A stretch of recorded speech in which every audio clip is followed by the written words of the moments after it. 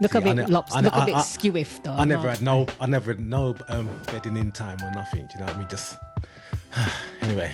I thought you said you was ready before us. no, but look what happened in between. No one. There's no evidence flustered. of anyone. Yeah, because you wasn't ready. You only flustered when you're not ready. That's I was ready, but yeah, one little connection. You know, I'm not a techie like you. You know. Yeah, it's in there. That. So we're recording, but welcome everyone. This is the put my teeth in. Put your dentures back in, mate. Welcome everyone to season 2, episode 5 of Together We'll Talk podcast. How y'all doing? Good. Yeah, not too bad. How are you guys doing? Yeah, all good.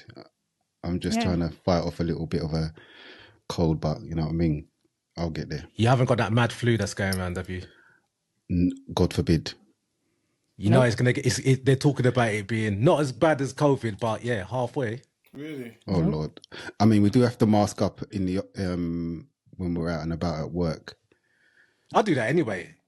If I go on that train, I'm always masked up, regardless. Okay. I know it's flying around every winter. Always something. Yeah. Yep. Ah dear. I'm fighting it as well. To be fair, well, just the cough, as I said. Before I forget, we've got, as you can see, everyone, we've got another guest with us, an esteemed guest. But before we introduce him, can we just all please be upstanding for Sister Jo? Oh, thank you.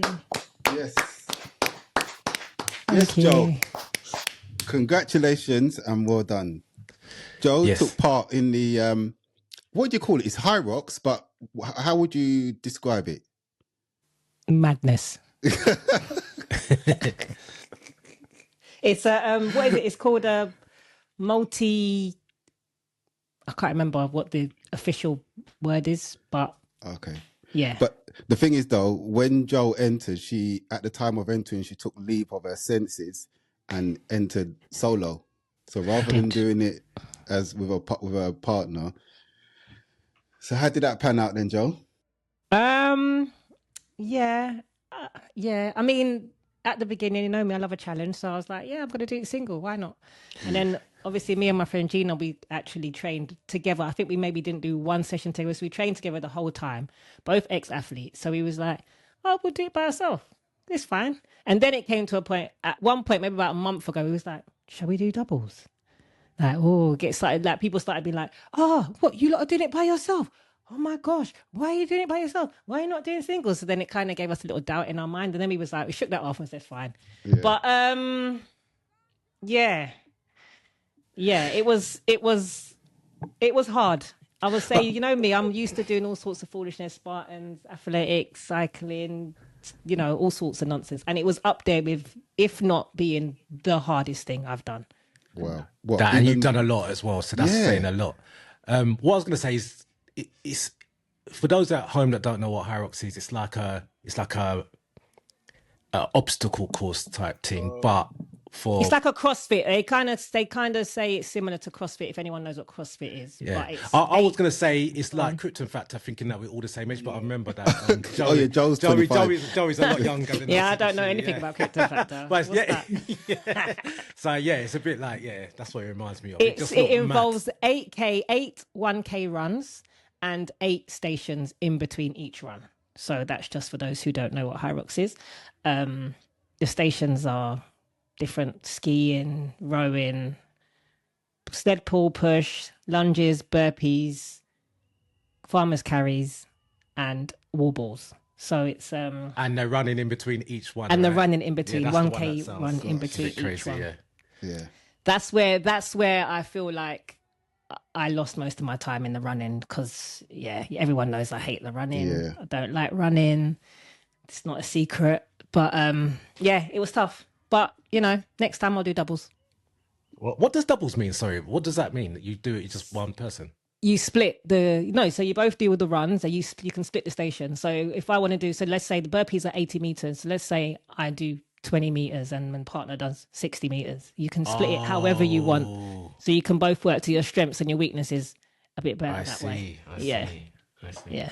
And you've got someone to motivate you and pull you along when you're flagging as opposed to not. But I just want to big up my cheer squad because I'm not lying. I had some very big good. cheer squad Yeah, come down, I and can see that from the clips. Yeah, my supporters they kept me going, man. Like, Yeah. so big up my crew, those that Good. came out and took their time out for me on Sunday. Yeah, Good. big them up.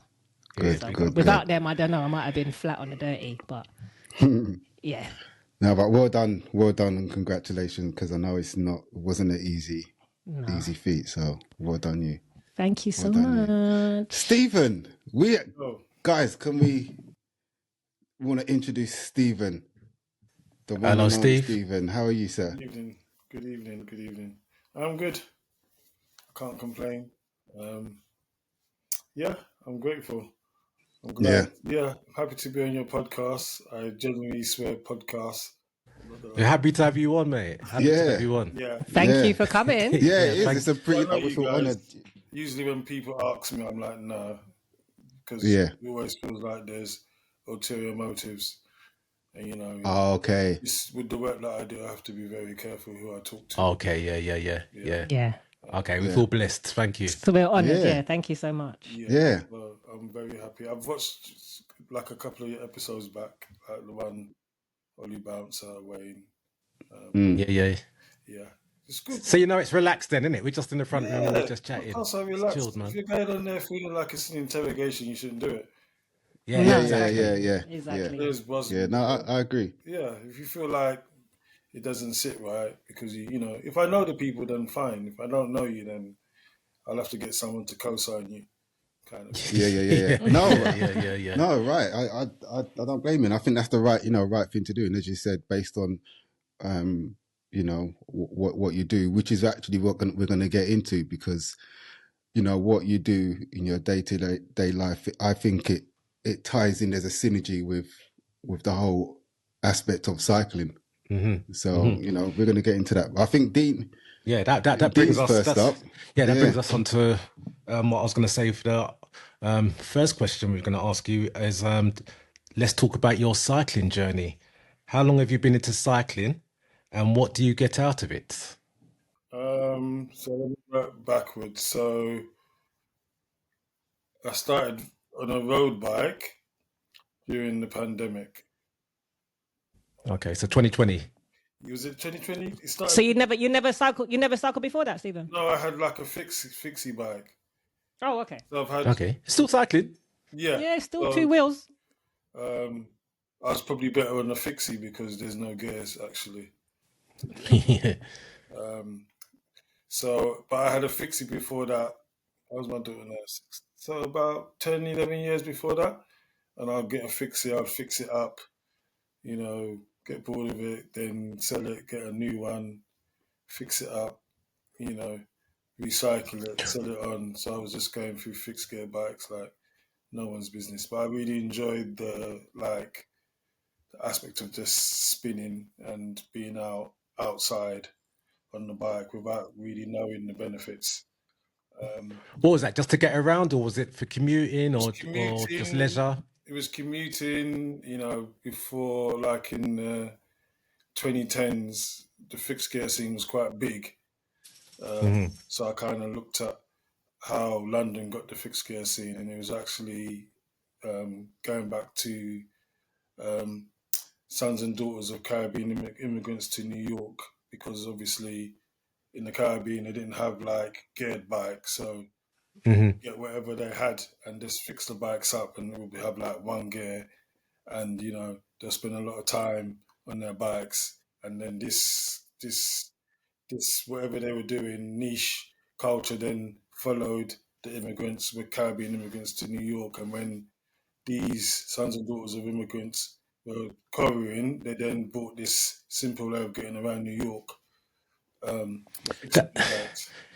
That's interesting you say that, because I remember my nan telling me that she used to wear pedal pushers back in Jamaica, back in Kingston, and she said that they used to ride around and they used to brake with the pedals. Yeah, and I used to when I was younger, I used to think she was just telling me little porkies. I thought, no, what are you talking about? Because I couldn't work it out. But you saying that kind of lines it up. That does make sense. That makes sense. That's how they used to ride in the Caribbean.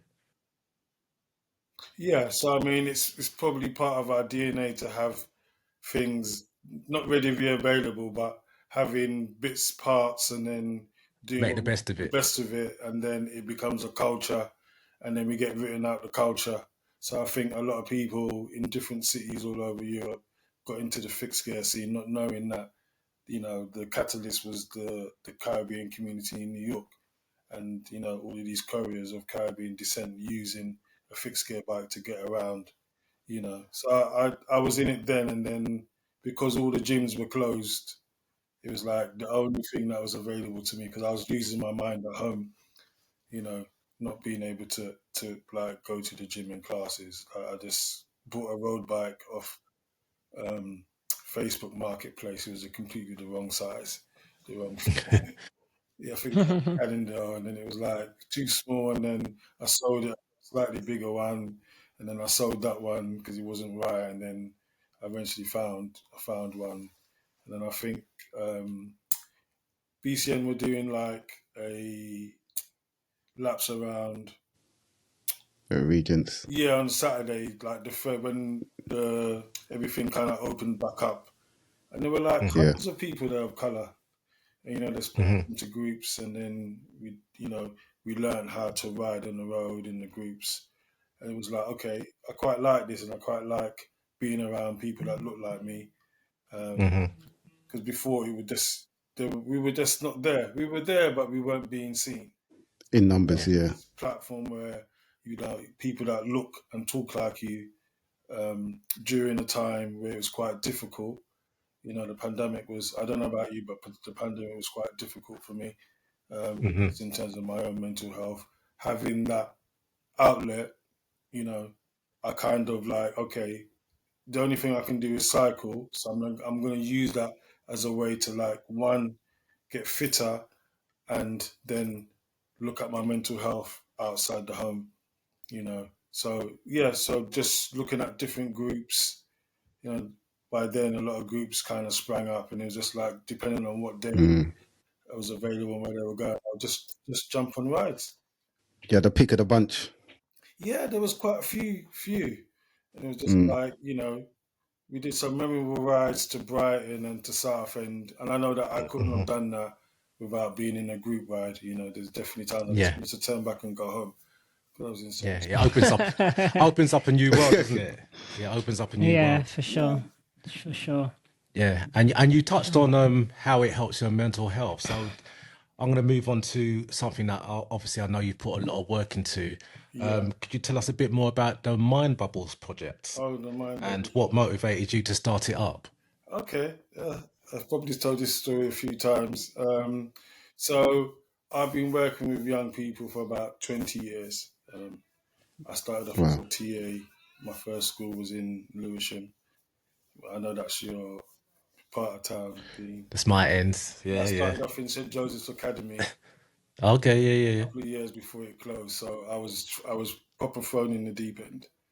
Because at that time, it's like the boys were just running the school. The Wow. kids were scared of them. Lots of them were. You had the Peckham and Lewisham beef that was yeah. now Yeah. entering the school scene. So you had lots of kids that were from different postcodes fighting in schools, and then they'll bring people down to the schools, and then you know that was my initiation, and it was like okay. I then moved into like social housing, like getting young people flats and stuff, and then I went back into the schools. And what happened? Um, I started doing yoga, and then a lot of the yoga classes at the end they would be doing breath work, where you do like deep breathing exercises, you know, stomach exercises, and then I was taking that practice into my classrooms when I was supporting young people. So when they were dysregulated, I'll get them to do some breathing techniques. So I think, You Oh, sorry to cut you. Do that during the class yeah, or at the start of the lesson. yeah. Okay. So Yeah. I'll give you an example.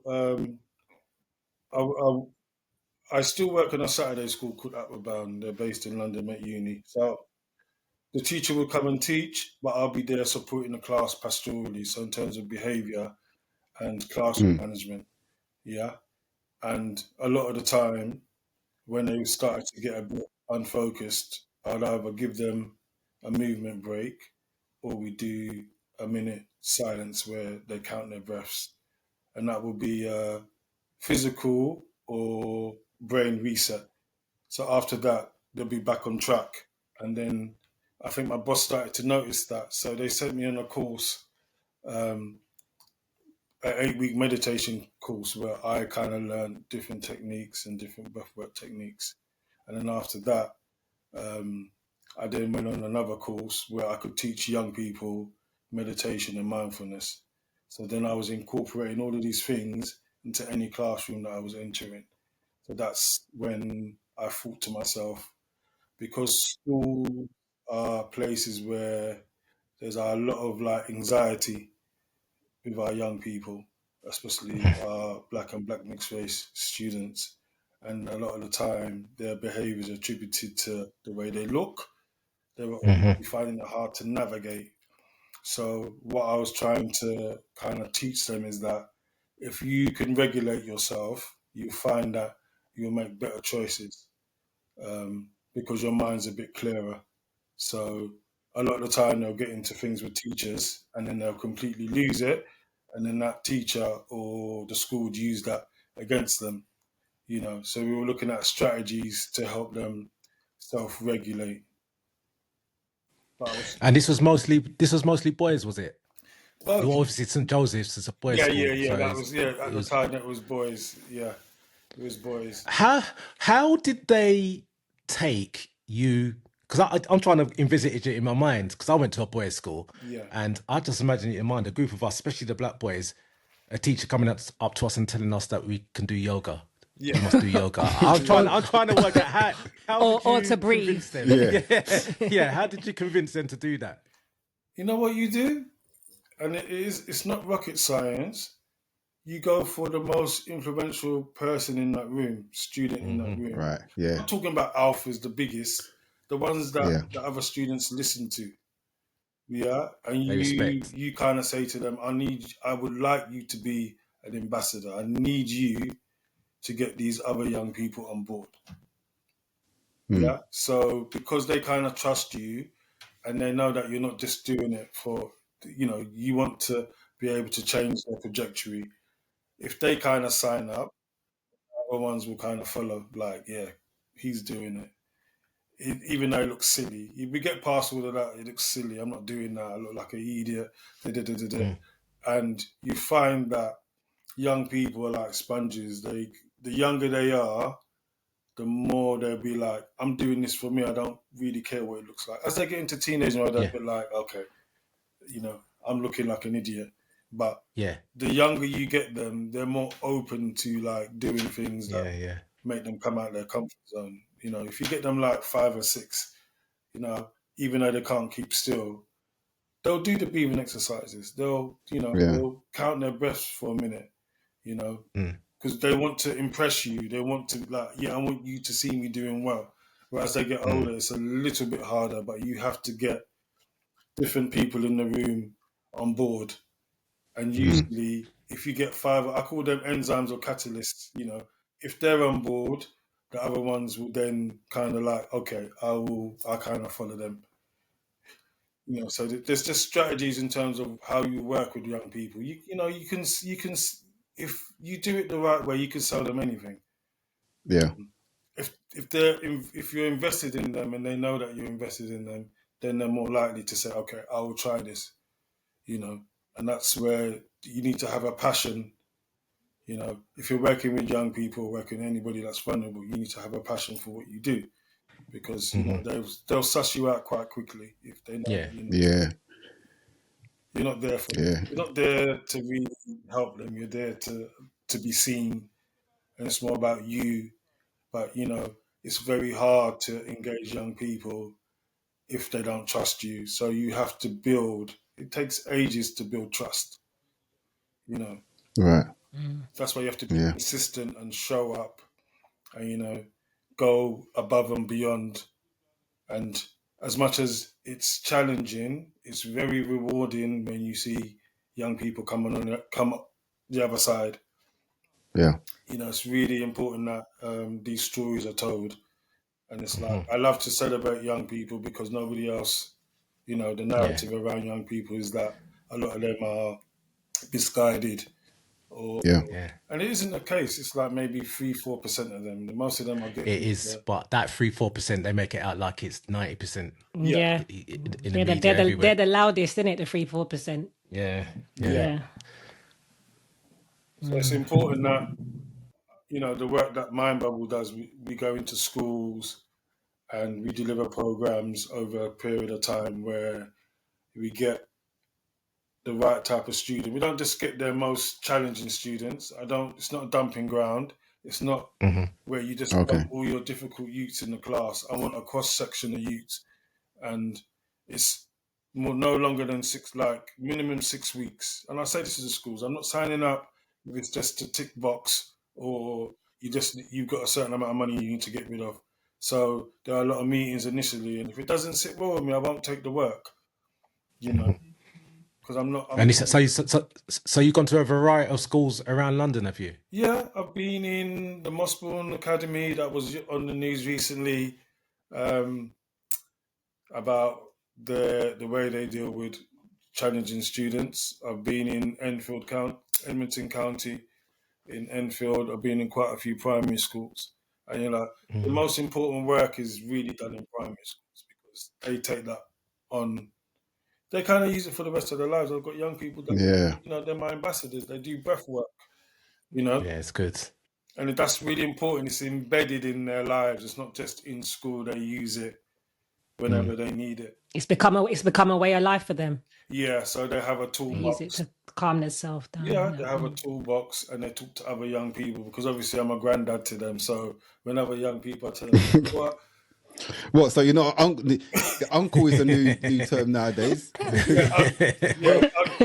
Uncle. I don't know I don't mind being called uncle. I think a lot of people. I don't mind it. Yeah, I don't have a problem with it because they know that I'm an OG, as in terms I'm an elder now, and I think a lot of other people. I don't like being called an auntie or uncle. No, I embrace it.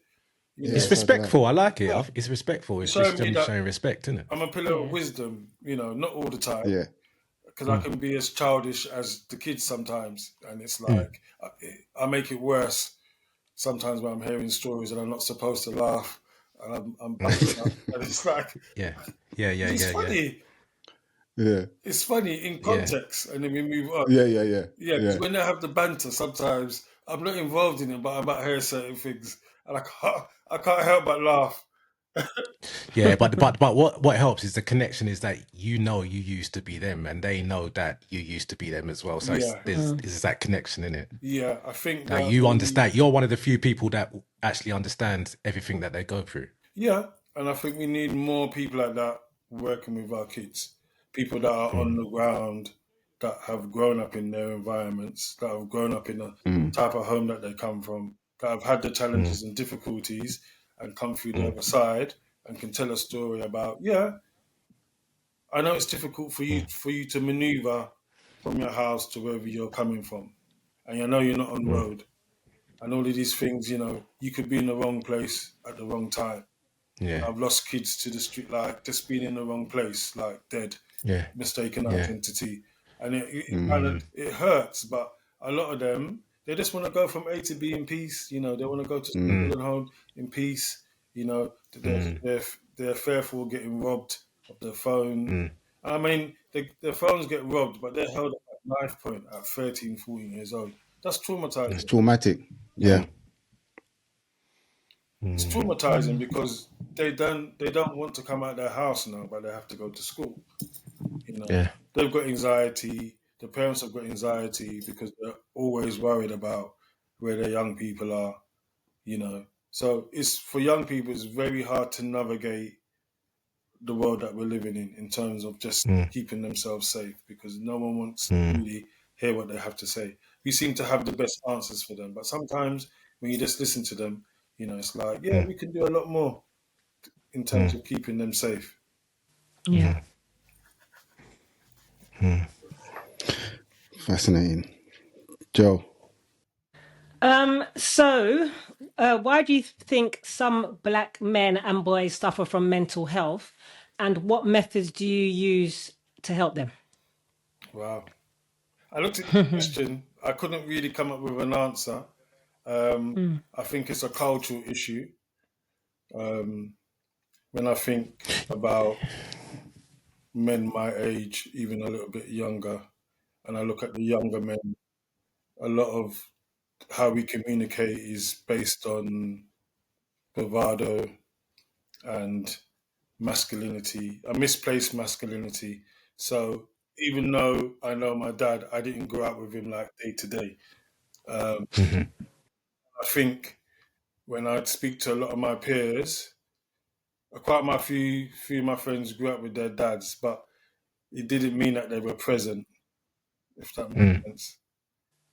Yeah. So they were there in the house, but like nurturing me, that probably wasn't Yeah. something that was happening. So a lot of the ways I learned to be a man were just through my own experiences growing up. And I think as you would like growing up back in the day it's very different from like there was a lot of like toxic masculinity, there was a lot of like bravado, there was a lot of like Yeah. you couldn't be vulnerable, like you couldn't be seen to be Yeah. weak. Even if you went on Yeah. road, you'd have to walk a certain way if you were like, Yeah. So true. in a different place. If I was in Junction, I couldn't be like with my head down. I would have to walk like, and you just think now that's not the way things should be. So I think it's important that when we're showing the younger generation that it's actually okay to be vulnerable. It's actually okay to talk about your lived experience, talk about your challenges, talk about what you found difficult. There were times when I suffered with depression and I didn't even know until later. It was like, low mood. Okay, low Yeah. mood is normal. Low mood over a long time is not normal. Not wanting to come out your house for weeks on end isn't normal. I think a lot of the time as black and black mixed race men, we put on this mask, yeah, and we just soldier through, or we're just on autopilot. And I think it leaves us in a worse state because we don't really deal with our difficulties until it's way down the road. Do you see what you just said? Like, do you think it's not just cultural? Do you think it's also external factors, as in how the black male is perceived in this country? Do you think that's anything to do with it as well? So the first one is the cultural thing is like, our dads and our uncles are, I'm not saying that you were vulnerable. I've never seen my dad cry. So a lot of it you think is to do with the upbringing as well and how they've been Yeah. brought up. Yeah. Yeah. And it's like, who are you modeling? If you don't have any role models, Yeah. well, I'm thinking of maybe my granddad. Or you have the wrong role models. Yeah. Yeah. If you're like that, I mean, you would see them. I mean, I grew up in Dalston and it was like in an estate and you like most people, I would say at least 65% of them, they were on road at some point. Yeah. At some point. It was almost like a college where they would come to Holly Street for their, like, do their BTEC diploma in road, whatever you want to call it. And people Road etiquette. yeah, and they weren't really road. They weren't really road. But the people around them were definitely like heavy hitters. So you could see they changed their demeanor. They slowly changed into this person, and you knew it wasn't them. Yeah, but because they didn't want to be seen as weak, they took on this demeanor. Until they became on top, where they got into something with somebody from somewhere else, and then like there was no backup, and it was quite clear they weren't built for the road. And I tell the young people that, and I think it's important that we as black men we really start to do the shadow work in terms of looking at what we need to change. It's okay to see. It's okay for our children to just cry. My daughter see me cry. Someone's part, I'm upset. She see me really, really upset. Yeah. I think that's okay. She's gonna see me cry. My son must be really upset. So for them, it's like it's actually okay to verbalize that I'm feeling a certain type of way. Yeah. And I think that's important Yeah. for a well-balanced young person to know how Yeah. they're feeling. And Identify their feelings. yeah, cognizant is what I call it. Cognizant, like being aware that some days I don't want to get out of bed, and that's actually okay. How do I now find a way of picking myself up? Because no one picks us up. Mm. We're ever picking ourselves up. There's nobody It's to true. say Yeah. push, you know. So you're left to your own devices. And sometimes when we're in our heads, I mean, how many black men have you seen on the road just walking, talking to themselves? It's such a normal thing. You used to see your like my dad used to say, oh, this one here he used to be a bad man back in the day. Look at him now, he's like talking to himself, he's walking around wintertime with no shoes on. And you think that was normal when we were young. Yeah. You just laugh at the man. That was somebody's son. Yeah. All it took was like three things, like, he was made homeless or he was seeing someone and they finished, or he's not able to see his son or daughter. Things Yeah, like something life changing has gets Triggered, him into yeah. the situations. Yeah. something Yeah, like that. sometimes I look back at things that happened when I was young, like especially when I was a teenager, especially as my son is got to that age now, he's 16. It's made me do a throwback to when I was that age, and I think to myself, there were so many things that if you look at those people and you look at them psychologically, there's so many things that could just traumatize you. Like, for example, the first time that I ever got stopped by police, I was only 13 years old. I was never bad, never did anything bad, but I just got stopped on the police. And I know this is a story that a lot of people can tell. Yeah. And they accused me of breaking into cars. They searched me, they stopped me. They said, we're going to take you to the station. Just trying to scare me, basically, just trying to rough me up. And at the time, I kept it inside. I never kept it inside. I told my mum about it and she was annoyed. But after that, I just brushed it off. But that and other times that I got stopped later on in my teenagehood, I just brushed it off. But now I see Josh there. He's at that age. It's come back and hit me. It makes me think about it hard. You get what I'm saying? It's almost like it's a delayed trauma. So I'm thinking, can you imagine how many boys up and down the country that happens to, and it's just stays in their heads and they lock it in. Yeah. They're young. They're still children. They're children. Yeah. Yeah. And I just think about that a lot more these days. So the police, same problems with the police. Same problems with the police, probably even worse. Profiling in school. You know what I mean? I have to advocate for so many young people. Like, what happened, the teacher said I was aggressive. And then I'm like, I will call the teacher out to say that your unbiased consciousness has led to you to believe that you were feeling threatened by a 12-year-old. Yeah.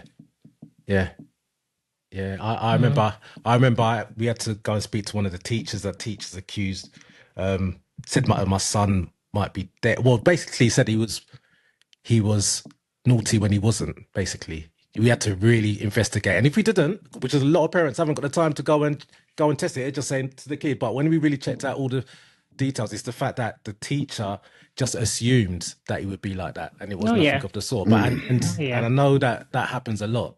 It happens a lot. Those things can be seen as trauma to a child. Yeah. Can you imagine? That's how the world sees you. We carry a lot of trauma generationally, and then the microaggressions. So think about the country. Think about when you used to go to the cash point. Yeah. And then there'll be someone in front of you. They say, "Oh, you can go first." Yeah. That's all right. I'll get my money first. Okay. Yeah. Think about how many times you've been in public transport and no one sits next to you. Yes. It's a life. Every time. You get your own seat. Think about when you've seen someone older, hold their purse or bag. Yeah. Or just do something that they obviously feel uncomfortable around you. Or they cross the road. I was going to say that. But that all that is partly because of the media as well, mainstream. You can't even really blame those individuals. That's what they've been fed about us. That's what they've been told about us, and that's the only contact they have with us. So they don't really know us. I know, but it's still a lack of ignorance when you've got a young It is ignorance. It is ignorant. that they don't even understand the microaggression. Like they've said or done something, and that person feels uncomfortable. No, they've walked into a room, and that person is already feeling uncomfortable. And I think we're the only people on the planet where visually we could walk into a space and people change their demeanor, which is crazy because you're it's a double consciousness. You're double guessing. You're trying to guess or make that other person feel comfortable for something that you haven't even done. Yeah. Yeah. You know, and I try to explain it to the young people that don't make yourself small for anybody. In fact, make yourself even bigger and challenge that unconscious bias. I tell them all the time, stand on it. Yeah, if you see that person feeling uncomfortable, you ask them why. Why do you feel uncomfortable around me? You know, and I think it's important in terms of That might make them feel more uncomfortable. that's good. Then you might go home and think, why was I feeling that way? Yeah, Yeah. Start to deal with your true. unconscious bias. Because it's something that we do automatically. It doesn't mean it's okay. You know, it doesn't. When I see a group of youths walking, I'm not really scared because I know how they are. But I know a lot of people be like, okay, I'm getting older now. I haven't got time to be getting into any kind of problem with passa with some youths. But really, they're just what we did X amount of years ago, where you're walking with your friends and you're just loud and you're boisterous and you're just doing things that young people do. Yeah. Yeah. You know, we were young once. Yeah. I don't think Yeah. we forget that when we're talking to our young people. I think my 16-year-old self, all the stupidness that I did, like just stupid things in school or stupid things when we were out, not even on road, just out. Yeah. And my mum would be like, "What'd you do that for?" And I don't even know, kind of thing. So it's like we need to give them room to make mistakes. I think we need to be, as fathers and brothers and uncles, we need to be more connected with our young people. There's a discourse, there's a disconnect, you know, in terms of when I speak to a lot of people, they're like, "Oh, young people are just." They're not just this because they're just because we haven't nurtured them in the right way. Most of us, in some shape or form, you know, and there is room for you to talk to a young person. Like I could say to Joan, "Can you talk to this young person about sports or whatever it is, like your journey?" Because they're looking to leave. I haven't even tried it. So I think you telling in your story might, okay, I'll stick with it, you know, just from my cosign. Because a lot of time they make decisions based on this rather than seeing it like this, you know. It's a little wider vision. You see the world a little bit more clearer. Like stick with it, you know, something will change. But a lot of the time they just want to give up and get on with it. So for me, it's really important that black people look after their health, mental health, like start to do the shadow work, whatever it is, whatever makes you feel good. Look at your dynamics in your family, look at your dynamics with your partners, look at your dynamics with your kids. How can you be healthier mentally in terms of looking after yourself? So, in answer to the question, how do I look after myself? I obviously cycle when I can, and I'm very intentional with that. You know, um, I Is that to aid? Did you start? You started the cycling. You said earlier to aid your mental health, right? yeah, but I didn't know it at the time. Okay. Oh, okay. I realized it when I started to connect the dots. Like I really enjoy. You know, we used to go like that trip to Brighton whenever we were on mass. I was when I was coming back, I was on a cloud nine because you know even though I didn't climb Mount Everest. Ditchling. Yeah, Ditchling. Bitchling. Ditchling. even though I didn't climb it, I saw many people do it, and it was like to see black people en masse doing things that we've been completely erased from.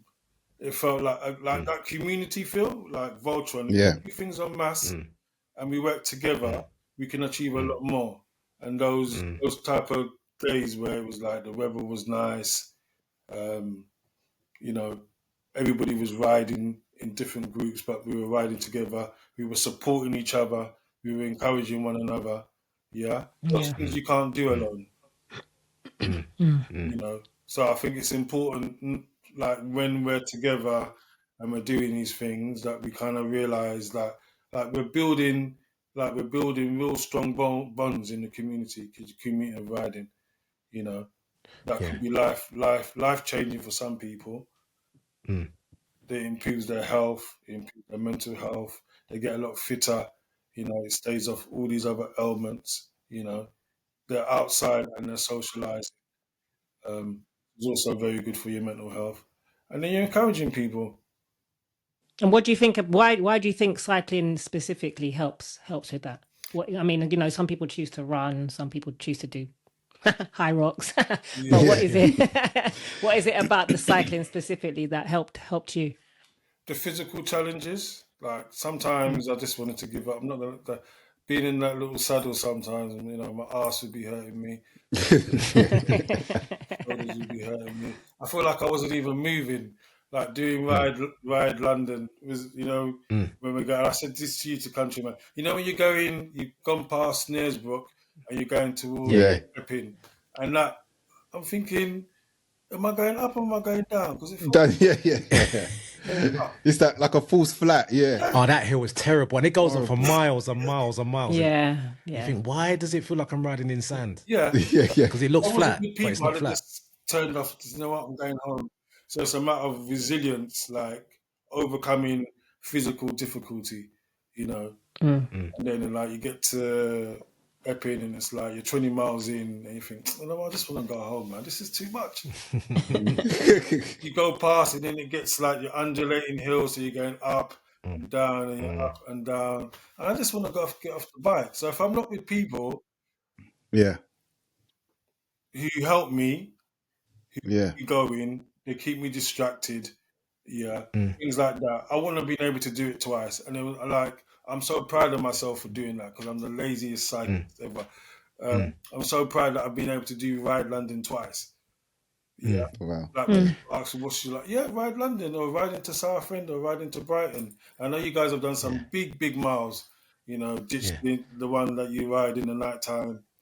Yeah, Dunwich. Dunwich. Yeah. No. But the thing is, everyone's achievement is relative, though. So And you know, I didn't think I'd be doing these things in my 50s, to be honest. Me neither. So I'm like, I thought, cycling is a young person's sport, but no, actually, it's not. No, it's not. And when I see like older elders doing it, it's like I can take this into my twilight years.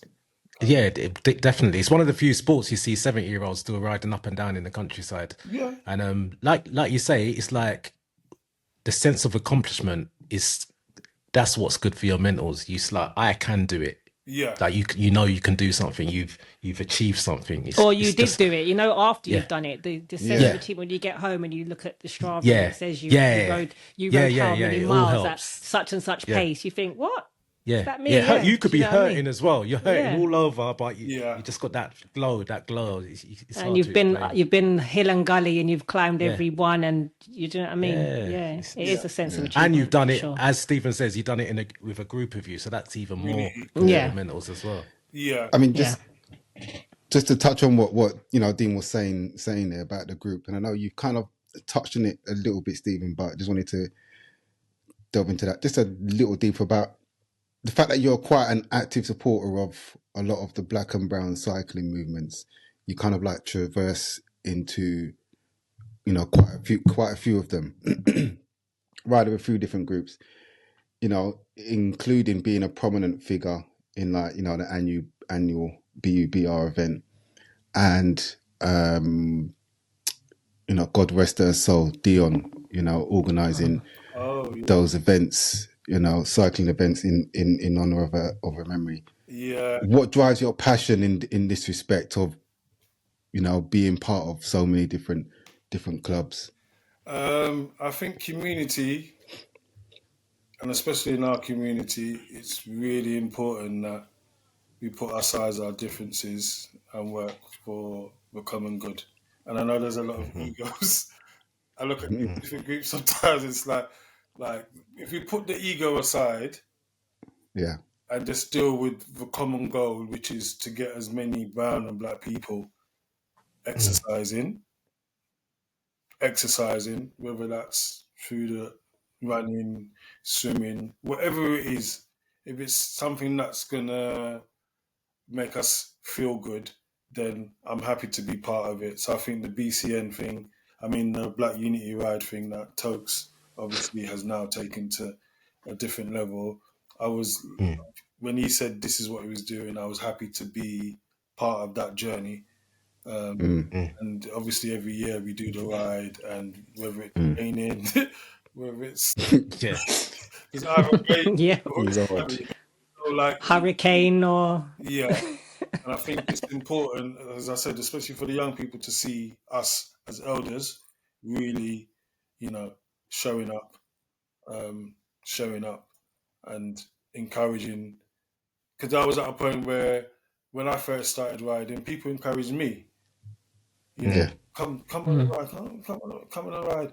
So Yeah. I'm Yeah. more than happy to be a signpost. Like, come this way. Yeah. Follow Yeah. us. And then just talk Yeah. to people, and even for them doing the ride, like, I've never ridden 18 miles before, and it's a real accomplishment. And it's like, okay, we'll see you here next year. Same thing, Yeah. being more people. So then you see the organic growth of something that started in the pandemic, or around 2020, I think it was. yeah. Just an organized ride, and to now we've got helicopters, we've got motorcycles, we've got young kids involved, we've got teenagers on their wheelie bikes, we've got all different people supporting, not just black and brown people, but also the community supporting us, Yeah. supporting us, like they're seeing black people en masse in Yeah. protest of, like, we're here, And we're doing something positive. Yeah. It's not like, because normally sometimes when they see a few black people, they think there's a riot going on. Yeah. And it's a beautiful thing, seeing like thousands of people riding. It goes through my hometown, Hackney, as well. Yeah. It's like, Yeah, it is a beautiful sight. this is It is a beautiful, and like you say as well, ego's put to the side, and it's just unity. Like it's in the name, it's everyone's together. And Yeah. and the slogan about it being a carnival on bikes as well. I think that's such a fitting slogan as well for it. yeah. Yeah. And long may it continue. Maybe Absolutely. years we'll have like 20,000 people en masse. But I like the way Yeah. it's growing Oh. technically, and I hope that I can be as part of it as long as I can. Yeah. Kind of thing. Yeah. Yeah. I know you touched on the Dion rides. Mm. It was like, had that happened to me, if it was in reverse, I know that she would have done the same for me. So as hard as Right. it is, and it's difficult. People don't realize how difficult it is, even when I'm talking about Dion, because I was with her Yeah. when she Yeah. Yeah. when she had the sickle cell crisis. Crisis. Yeah. To get her to, I had to ask her, what do you want me to do? And she said, I want you to get into, and I've not spoken publicly. This is the first time I'm speaking about it publicly. Wow. She wanted me to get her to Newham. So because I've kind of worked with kids that have had sickle cell, and I've gone on residentials, it's like, make sure you listen to the person who's in need. So it's not about what you want to do. It's about, What they want you to do. and sickle cell people know when they're crisis, they know exactly what to do. So it was like, we were in the middle of nowhere. Yeah. We were in the middle of nowhere. Yeah, because you were on a ride, right? Yeah. At the time, yeah. Yeah. She's been bugging me all week. It was the first time out for a while. She had had a crisis before, and she hadn't been on a bike. And just through talking with Dion, she felt imprisoned in her body. And just talking with people with like ailments and sickle cell, it's like, I understood why she wanted to do it. And it's like, you can't tell them anything, so you just have to support them. And I was like, Dion, I don't want to go out to Chelmsford on Saturday, man. Can we just do a short one? And she's like, no, I really want to do this. I really want to do this. I was like, okay, I'll support you on this. Yeah? If I didn't go, she would have gone by herself. Kind of person she was. So I could see she was struggling with like going up hills, and I could see she was struggling. I kept asking her, are you okay? Because I know she's got sickle cell, and I know that if you get cold or anything can start it off. So you have to be really careful, really mindful. Yeah. She was struggling. I could feel like she was going into crisis. I was like, okay, we need to ride But this stage. do, So in the end, we got. do you know? Sorry, So go on. Yeah. we got a cab to Braintree, and I got her on the train, got a bike, Yeah. and we got back to Manor Park. I'd phoned her brother, and we found the ambulance, and the ambulance came quite quickly, and obviously they gave her the morphine and everything. And then, I thought that I would see her again because she said, Yeah. and then by Tuesday I had nothing. Gosh. So I was a little bit By worried. Tuesday, what did you say? Sorry. So she had the crisis on the Saturday. Mm. She went to the hospital Saturday, Sunday. By Monday, I texted her. I heard nothing. And then the brother texted me Tuesday morning to say she passed. Gosh. Oh man. Organs starting to shut down. So I was left with the task of now having to inform her close friends. Yeah. Yeah. And the cycling community. Yeah. So it was like, it's a very difficult thing. However, we are tasked with certain things that are outside our control. Really about making sure that we honor their legacy Yeah. and raised awareness around sickle cell. So for all my, sickle cell is like, it's a different level of pain, Yeah. Yeah. I Yeah. had seizures. I was like, inside of me, I was panicking, but I had to keep it together for her. So I had to be, my mindfulness practice came into play. Like, I need to be anchored.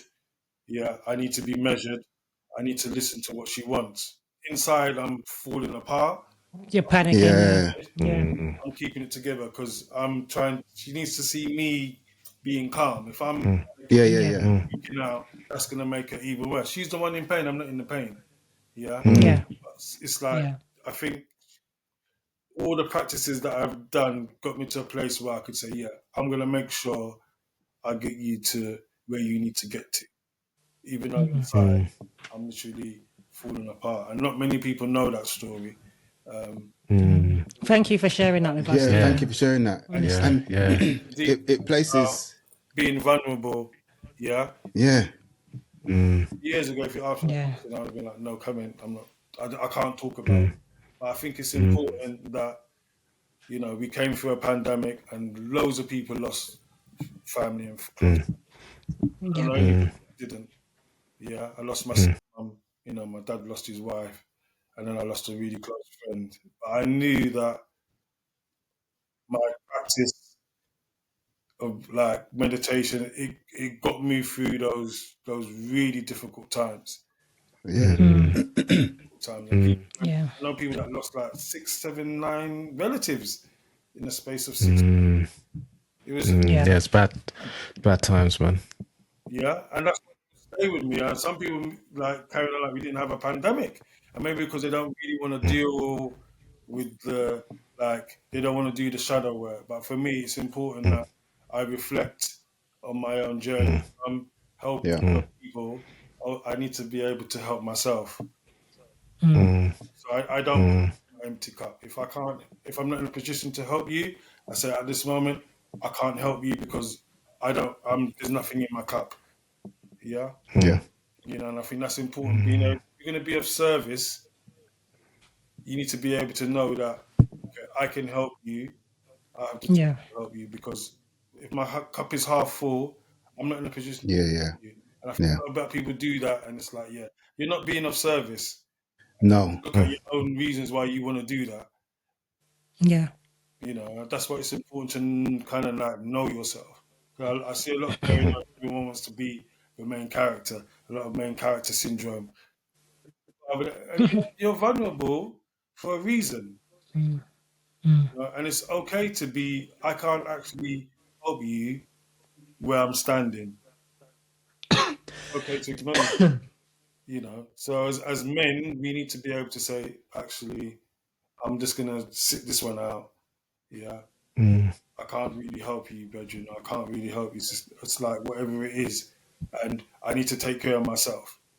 Yeah, we're dealing with older parents. I don't know about you, but like our parents have now become children, and now we're the adults. Mm, yeah, So we're dealing with our it's true. own children.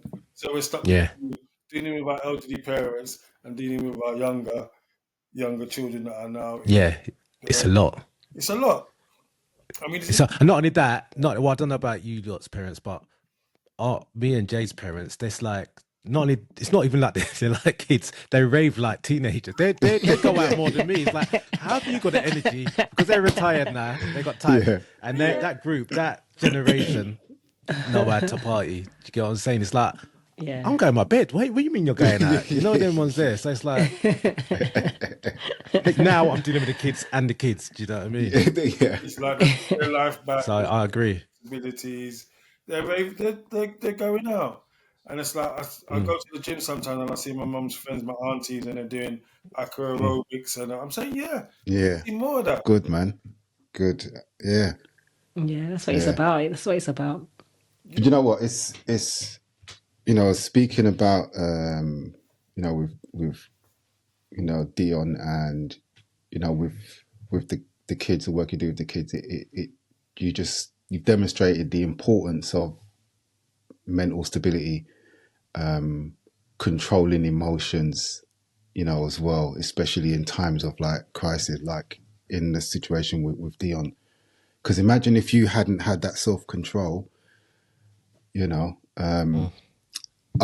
look at it. I'm trying to take the positive out of that circumstance, whereby I'd like to think that Dion felt that she was in the Safe, hands of someone in good hands, who, someone who was in control of himself, and it kind of helped her at that time in brought her some in kind her of last comfort. moments. Yeah. I would So- so she knew she was one of my biggest supporters of Mind Bubbles, and she's people, and she also like did a lot of shadow work. So I think not that I'm the only person that's doing the breath work and the meditation, but there aren't many black men doing this. Well, I don't know anyone else, Stephen. So as far as I'm concerned, in my You world, you are. You are the only person. Yeah. I was going to say, getting back to just Dion briefly, I was going to say it's just a measure of what type of person she was. That I rode with her quite a few times. Most of us did, but she didn't really make it a center point of her life that she's suffering from this debilitating illness. She was like, did you get what I'm saying? Know. It's like, I didn't know. I When she knew. told me, I was shocked. I knew, but it's like I only knew just from passing. It wasn't that she made it her. She didn't know. That was her personality. Do you get what I'm saying? She just got on with it. And now I know a little bit more about sickle cell. I realised how much she must have been suffering sometimes. So it just shows what type of person she was. Yeah. Amazing.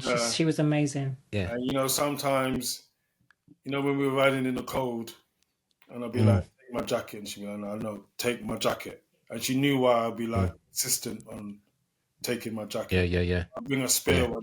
Because if she gets cold, she's going into crisis. Sometimes it's not even up for negotiation.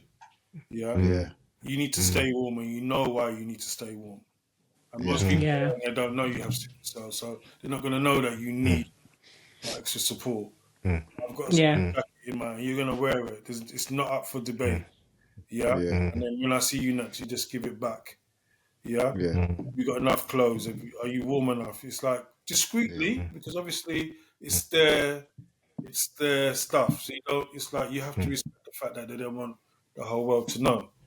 Yeah. I'll be staying in that air. Are you okay? And she'd be right. I remember we did a ride to Luton one time, and it's just like, are you crazy? Luton, wow. She would have done it anyway. Yeah. So it's really about supporting people. It's more for me about equity, supporting people with the need that they have a need that we need to support them with. And Dion's need was just this gently letting her know that, okay. I remember she did a women's ride to where's the place? Harlow. Oh, yes. Or the big groups, BCN. She did it. It was a women's group, and she told me she was going, and they just left her, the men, and she turned around. Judith will tell you this story. She turned around, she came back. She got to Black Horse Road, and she decided to go on the canal. She did a whole right angle by herself. So you know how long is it there? So she told me when she was there, I was like, "Are you crazy? It's late. It's dark. By yourself. What are you doing?" That's Essex, right? Yeah, It's a crisis. But that's the also of Dion. I'm doing it regardless. Yeah. Business. No one's stopping me. I'm not allowing this to stop me. It's not going to stop me. Yeah, she was a go-getter, man. She didn't let it stop her at all. Yeah. God rest her soul. God rest her Rest soul. in peace. So I mean, the sickle cell awareness thing is I'm learning lots about sickle cell that I didn't know. So her death is not in vain. It's like the awareness that what we're doing is a good thing. You know, it means that we can support people that have come after her with like doing sport, managing their sickle cell. So, last question from us, Stephen. So, we've been watching you, you know, over the years. We've seen how you move, you know. Yeah. And we can see you're very much tapped into the world of fashion, both on and off the bike. I love it. I love to see it. I always watch what you're wearing when you come out on your bike. It's like, I don't know. It's like you're sometimes it's like you're in a time machine and you're in the future at the same time, so to speak. Like some of the retro gear you wear, and it's like you're just unapologetically you, and I love to see it. What inspired that? I'm not even sure. I mean, my daughter says I'm stuck in the 90s, and I totally agree with her. I was just about to say, it's not a bad place to be, you know. No, I know. Do you know what? One thing I'll say is, right, when I've been on group rides with you, Stephen, sometimes I'll play some because I like my old school hip hop. I noticed straight away you're proper clocked in. You know exactly every tune. I'm thinking, and I think I might have even seen it on some of your social media. You're probably into the old school hip hop and that type of 90s type. I am stuck. Thing, innit? I am a 90s root boy. I'm stuck in the 90s. I struggle with, and I think as young black men and women, I think that what I love about black people, wherever you are in the world, is that we just have this way of just putting things together. So it isn't just clothes, it's what we eat, it's how we talk, it's how we dance, how we socialize. I think we take it for granted. But you know, when other cultures are watching us, they're in awe. Like, how? Yeah. Sit down, eat, dance, drink, talk. You know, just do the things that we do. I mean, I observe people. I'm an observer. Sometimes I'm quiet and I'm observing people. And I love watching the elders when they're doing what they're doing, and it's like it's such a beautiful thing, like the way they dress. You know, the jewelry and the smart dress. You know, when people came in the Windrush generation, and I think we kind of encapsulate that with what we did in the 90s with all the things that we wore. They're still relevant now. Yeah, so true. Yeah. The music, the rude boy and rude girl fashion, it's all relevant. All the trainers that they love now, you know. The ones that we were wearing back in the day. Yeah, they come back round. Comes back round, all the fashion though, doesn't it? Yeah, so series of Jordans, you're talking the Air Maxes, you know, you're talking the Reebok CXTs, you're talking Chippy, you're talking Chevron, the Adidas. What is it like? Is it the Superstars? What are they? Yeah, the Superstars, which was hip hop training. Yeah, Suede's that were like part of the popping culture. My daughter's got some of that stuff on their Christmas list. I'm like, yeah. What do you not know about these things? Yeah.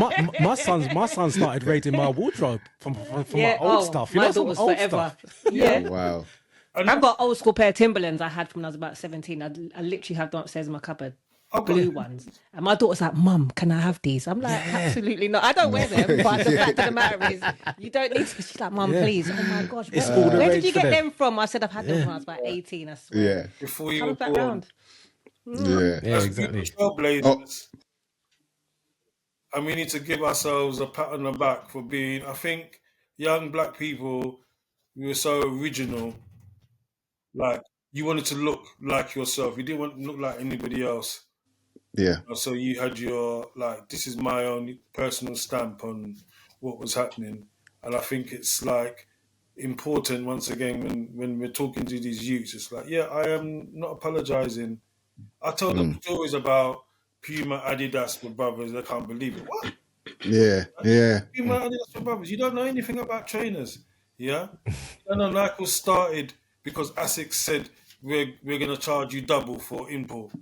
Yeah, so if you want to import ASICs into the US, you're going to have to pay us. And I go, okay, rather than importing them, we'll just make our own spin on ASICs. You see what I mean? Yeah. So when I tell them stories linked to fashion and trainers and styles, these are the things that I incorporate into my lessons. Sometimes I do loads of cover lessons in school, and it's like, we're having a history lesson today. Yeah. Yeah? And when I read what they're doing about what we're doing the slave trade, we're not doing that. Yeah, we're not going to revisit our trade. Yeah. No, I agree with you. Yeah. Yeah, and you should. This is not going to work for me. So we're going to talk about the African kingdoms. Yeah, that we don't talk about. Yeah, and we're not just talking about Africa.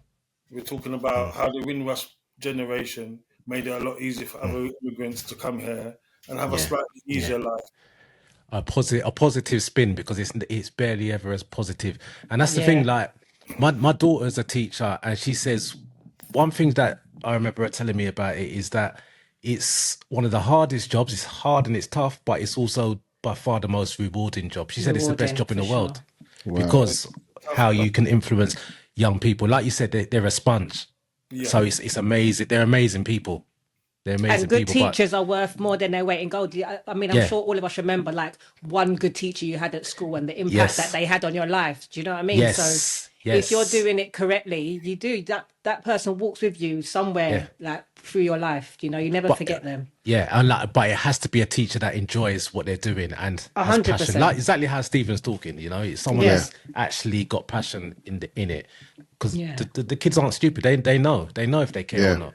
Yeah. They know if they know, and having someone advocate for them that looks like them, that understands them, is a lot better than just having. You know, it's like, where do you come from, sir? I come from Hackney. Yeah. That's amazing. It's amazing what you're doing, man. Yeah, like you be on your toes, and it isn't just to like you couldn't. And they see me in Dalston, and like, oh, you really are from Hackney. It's like,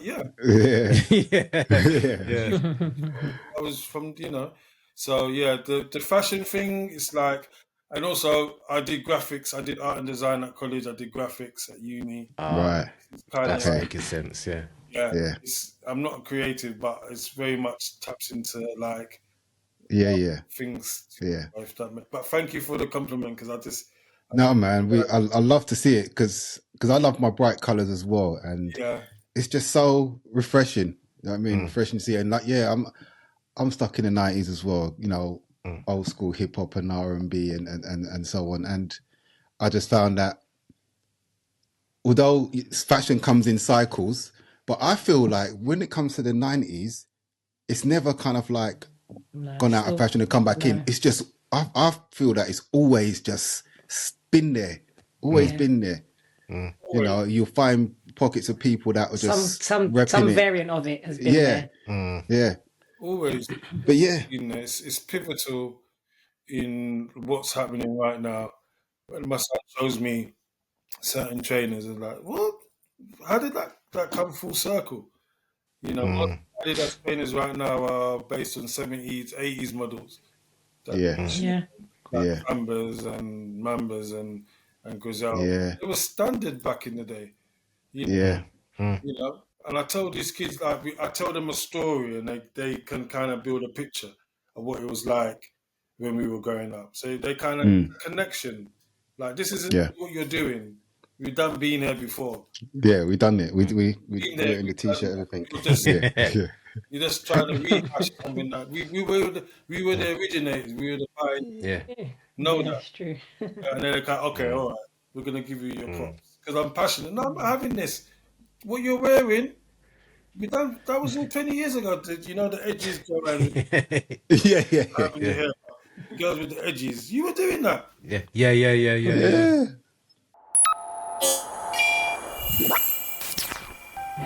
Absolutely. Yes. Stephen, where can people tap into what you're doing with the Okay. Mind Bubble stuff? So on Instagram, it's the Mind Bubbles Project. I have a TikTok for the picnic them. Mind Bubbles Project. I don't really use it. Yeah. Yeah, LinkedIn is Stephen Ismail Thomas. Facebook is the Mind Bubbles Project. So anything Mind Bubbles Project, they'll find my mug on it. I hope that people can support our young people. If people have any questions in terms of how they can support their young people, I'm more than happy to help them or signpost them. It's really important, just before we go, that if your young person is suffering with persistent low mood and anxiety, that you get them referred for mental health support. And there's no 100. yeah, CAMS are absolutely. completely overwhelmed, and I know a lot of black parents don't recognise it, but there's a long waiting list. So sooner the better. You, young person is finding it difficult or challenging, get them the right help support, please. They could please get them the right. It's not for you to do it. It's like you're too invested in them. Get a professional to talk with them. They can start to work their things out. Because it's times for a lot of young people. So we as the guardians, carers, parents, elders, young people, try and get them Yeah, signposted to the right services. I think That's really good advice. That is. the stigma around mental health in our communities are things that stop people from getting help. That was my last point. Yeah. Like we don't value the services out there that can help us. And I know there's a stigma, but there's people, same way we get physically ill and we catch colds, depression and low mood are real things. yeah. Don't be ashamed if you're going through a difficulty. Go and get the right support. Thank you. And Thank you. we salute you. We genuinely salute you for the work that you Thank have you. done and continue to do, We because do salute you.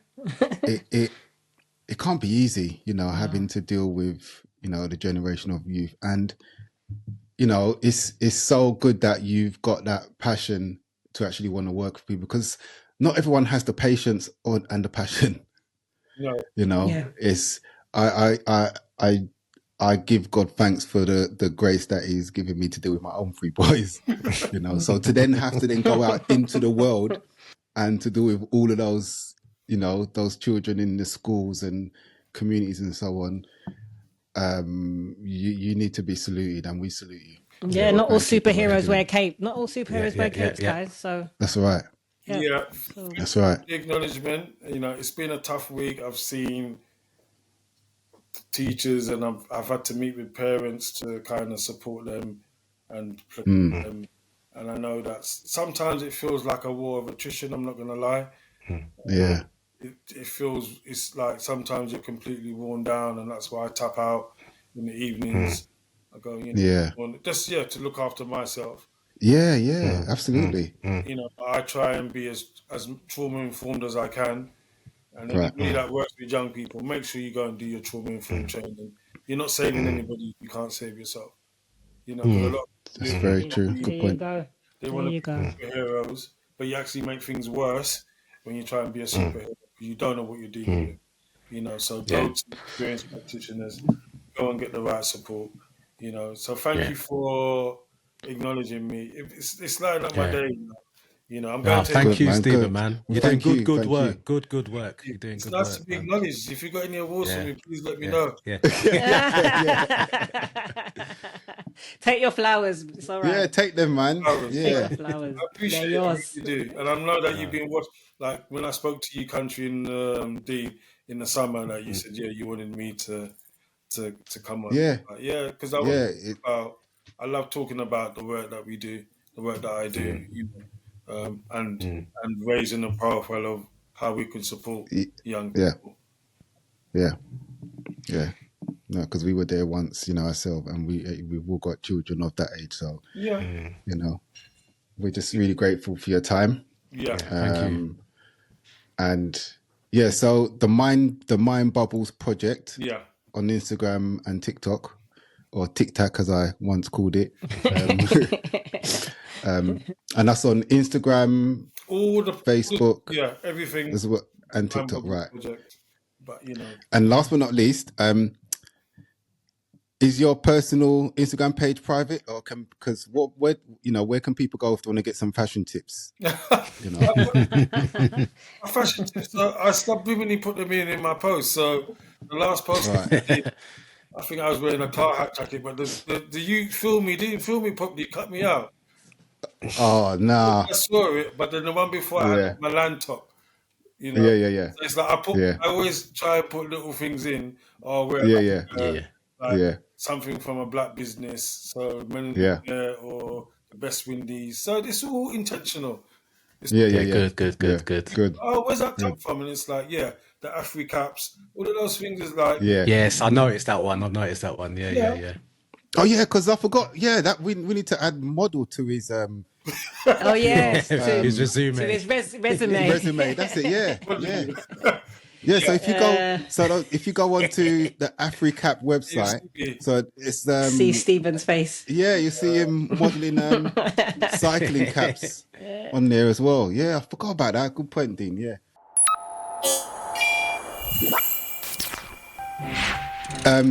So just to wrap up,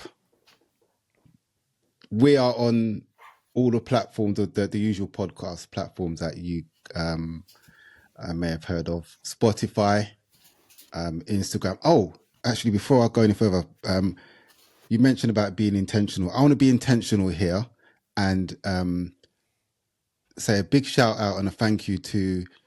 There's a young guy on Instagram called Durag Dude Fitness. Yes. He put up a repost of our podcasters, one of his top podcasts that he listens to. And we want to say thank you. Yeah, we appreciate you. Appreciate the support. Mm-hmm. And with that being said, for those of you that, are kind of like on the periphery, get involved, man.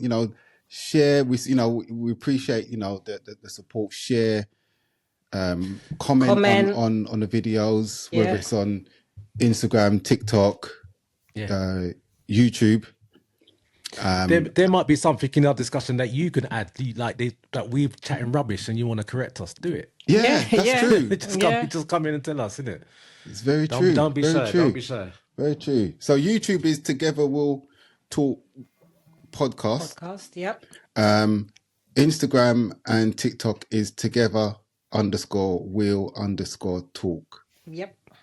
And for Apple Podcasts, Spotify, and Amazon Music, just search for Together We'll Talk, and you'll find us right there. When you're there on those platforms, hit that follow or subscribe button, please, and hit the bell notification and share, please. Share. Yeah. Guys, Joe, Dean, anything to say before we wrap up? No, thank you, Stephen. Yeah, I just want to say thank you, Stephen. Thank you for your time. Thank you for your stories. Thank you for the bit, especially about Dion. Thank you. Yeah, that one's close to my heart. So thank you so much. Well, I'm not gonna lie.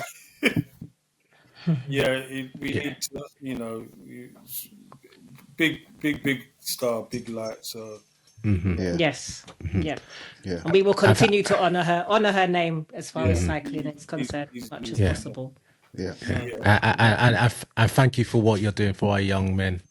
It's brilliant. There's not enough of us doing it, so very, very much appreciated. So let me share the stories. That's it, and we out. So that was episode 5, season 2, episode 5 of Together We'll Talk podcast. We see you all on the next one. Ciao. See you later. Bye. Ciao. See ya. Take